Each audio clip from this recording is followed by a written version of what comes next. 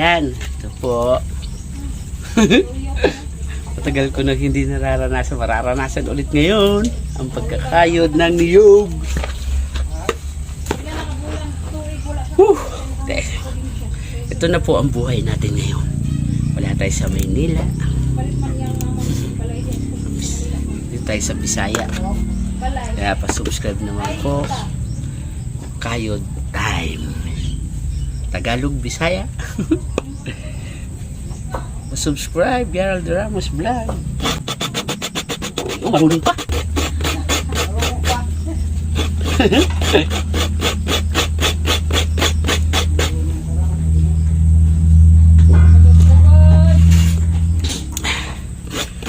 Marunong pa.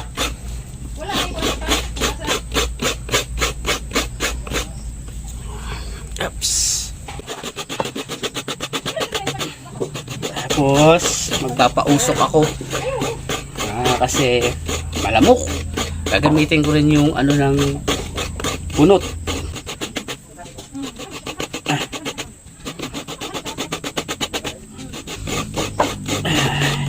Medyo matagal.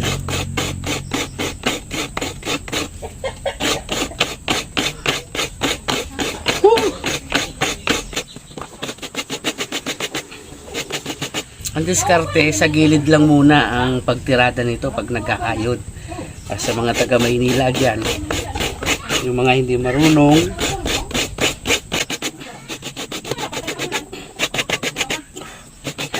kasi pag tinira mo yung gitna, mahirap.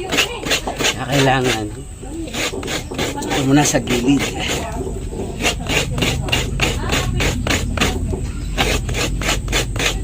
Maraming purpose itong niyog na ito. Pwede yung panggatong, uling.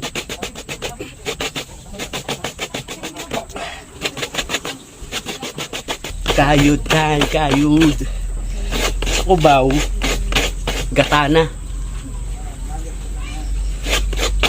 Bibili ka, pag-agata mo na lang.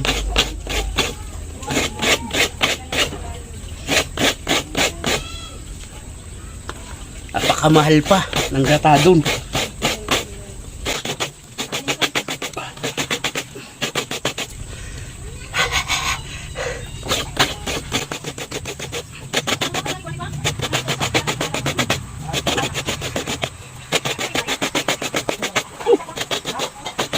Isa pa lang, pagod na.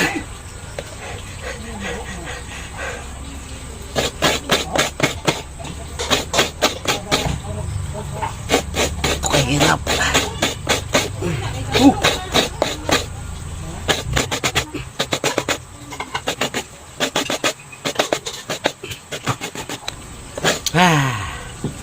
Finish. Diba, diba? Finish.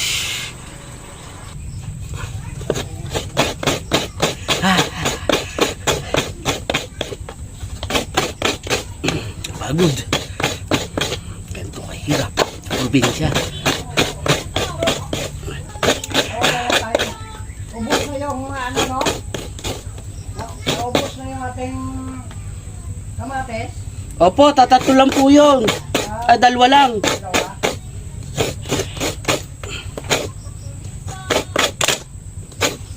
Nice. Gagawa naman na tayo ng katul. Pampausok. Katul, tipid. Ay, yung magandang katul yung lalagyan ng itlog na doon, no? Yan, ang katul, maganda yan. Ay, yung lagyan ng itlog na na-reject na ba? Maganda sa katul yan, yung lamok. Simbat ang lamok yan ba? Basta tunog yan.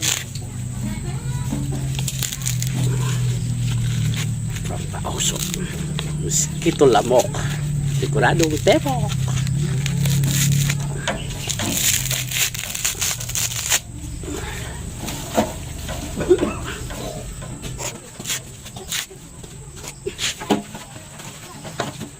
Ayan, ito po ang ating gagawin pampausok.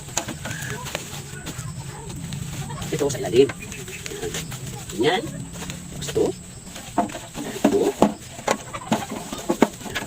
Ganyan. Yun. Yun. Yun. Yun. Para dito patong. Bonfire.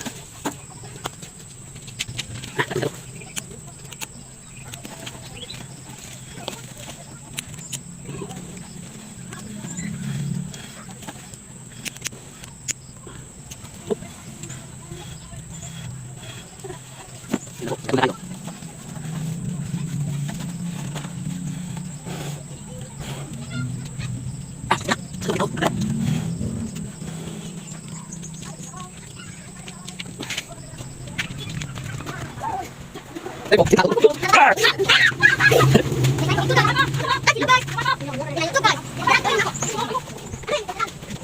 kalakas. Pausok. Okay na. Siguradong tepok. Pati lamok. Pati tao.